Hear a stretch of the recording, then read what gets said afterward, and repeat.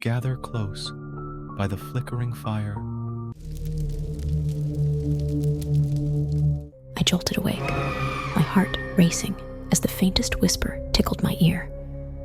Turning to Mark, I found him sound asleep, oblivious to the eerie sound. We'd only been in this Victorian monstrosity for a week, but something felt off. "Did you hear that?" I whispered, shaking Mark gently. He mumbled sleepily. "It's just the house settling, Sarah. Go back to sleep." But I couldn't. The whispers grew louder, more distinct. I slipped out of bed, my bare feet cold against the creaking floorboards. Following the sound, I found myself in front of the living room wall, where the whispers seemed to emanate from. I could hear hammering coming from the basement. "Hello?" I called softly, feeling ridiculous. The whispers abruptly stopped. Over the next few days, the phenomenon intensified. The walls didn't just whisper at night anymore.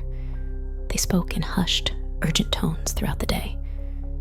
I caught snippets of pleas, cries for help, and warnings. Mark dismissed my concerns, but I couldn't shake the feeling that something sinister lurked within our new home. Determined to uncover the truth, I delved into the house's history. What I found chilled me to the bone. Decades of unexplained disappearances and reports of paranormal activity plagued the property's past. The more I read, the more convinced I became that restless spirits inhabited our walls. One night, unable to bear the incessant whispering, I confronted Mark. "We need to do something," I insisted. "These spirits are trapped, and they're begging for help." Mark's eyes gleamed strangely in the dim light. "What do you suggest, dear?" I don't know. Maybe we should contact a medium or a priest." He chuckled, a sound that sent shivers down my spine. "Oh, Sarah, always so eager to help." Before I could react, Mark grabbed my wrist, his grip painfully tight. He dragged me towards the living room, where the whispers had grown to a deafening cacophony. The wall seemed to ripple and bulge, spectral faces pressing against an invisible barrier. Was this real? "What are you doing?" I screamed, struggling against his iron grip. Mark's face contorted into a maniacal grin. "Fulfilling my end of the bargain, darling. The house needs a soul, and I promised it yours." Horror washed over me as the realization hit. The man I loved, the man I trusted, had lured me here as a sacrifice. The wall began to split open, revealing a swirling vortex of tortured souls. "No!" I shrieked, twisting frantically to break free. In a surge of adrenaline, I wrenched my arm from Mark's grasp and bolted for the front door. His laughter echoed behind me, mingling with the agonized wails of the spirits. My trembling hands fumbled with the lock as Mark's footsteps thundered closer.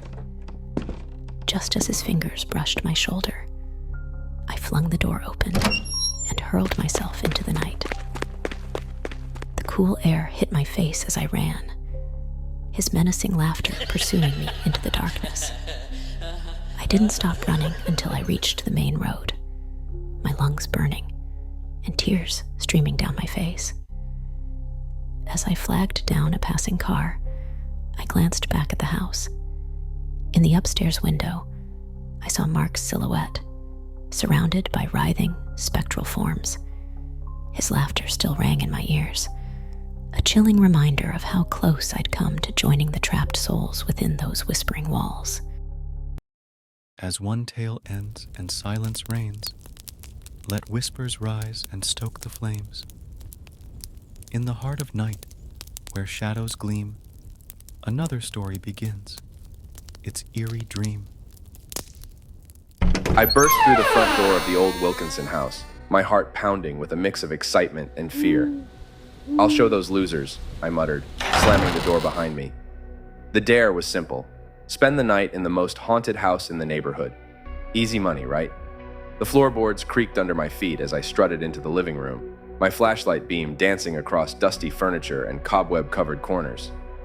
"Bring it on, ghosts," I called out, my voice echoing through the empty halls. I tried to sound tough, but the eerie silence that followed made my skin crawl. As night fell, the house seemed to come alive. The wind picked up, and branches scraped against the windows like bony fingers trying to claw their way in. I tried to shake off the growing unease, but my cocky grin was starting to falter. The grandfather clock in the hallway struck midnight, its chimes reverberating through the house like a death knell. That's when I heard it. Whispers, so faint I thought I was imagining them at first. But they grew louder, unintelligible murmurs that seemed to come from everywhere and nowhere at once. My palms grew sweaty as I gripped the flashlight tighter. "Hello?" I called out, my voice cracking. Silence answered, but only for a moment. A scraping sound from the kitchen made me jump. It sounded like chairs being dragged across the floor. My breath caught in my throat as I slowly made my way towards the noise, every step feeling like I was walking deeper into a trap. Just as I reached the kitchen doorway, music started playing from the living room. Old, tinny Victorian tunes that sent shivers down my spine. This wasn't part of the dare. This was real, and it was terrifying. I spun around, my flashlight beam wild and erratic. The living room was empty, but the music continued, seeming to emanate from the very walls. The portraits on the walls seemed to watch me, their eyes following my every move. My heart was racing now, and I could feel panic rising in my chest. I had to get out of here. But as I turned to leave, I caught a glimpse of something in the basement doorway, a faint, bluish glow that seemed to beckon me. Against my better judgment, I found myself drawn towards it. The stairs creaked ominously as I descended into the musty darkness of the basement, each step feeling like it might be my last. The glow was coming from near the old furnace. As I approached, the air grew cold, and my breath came out in visible puffs. And then I saw him, a ghostly apparition, translucent and shimmering in the dim light. My blood ran cold as I recognized the face. "Grandpa?" I whispered, my voice trembling. It couldn't be, but it was. The same weathered face, the same kind eyes, now filled with an otherworldly light. The apparition's mouth moved, and I heard my name, echoing as if from a great distance. His arm reached out, spectral fingers grasping at me.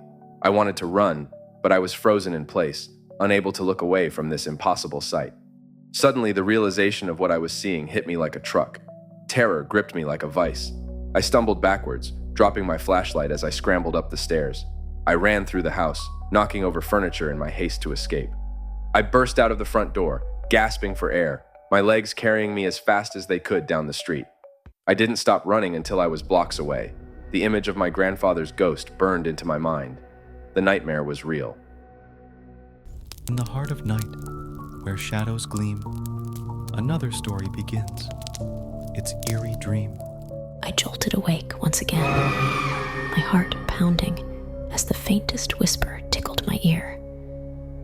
It had been a year since the incident with Mark at that madhouse, and now, back in my Vermont home, I hoped for peace. But the whispers had followed me, haunting my nights. I tried to shake off the unease by watching movies. The soft glow of the TV lulled me into a restless sleep. My dreams were vivid, almost real. I found myself wandering through the house, the whispers growing louder, more insistent. Needing to clear my mind, I decided to go into the outdoor spa. The cool night air brushed against my skin as I stepped outside. The whispers seemed to follow me, seeping through the walls and into my thoughts. I slipped into the soothing water, hoping for relief. As I relaxed, I felt a sudden, sharp pull on my foot. I gasped, looking down, but saw nothing. Panic surged through me. "Who's there?" I called out, my voice trembling. The silence that followed was deafening. I scrambled out of the spa, dripping wet, and rushed back into the house. The kitchen was dark, shadows dancing in the corners. I heard Mark's faint, sinister laugh echoing through the halls. "No, this can't be happening," I whispered to myself, fear gripping my heart.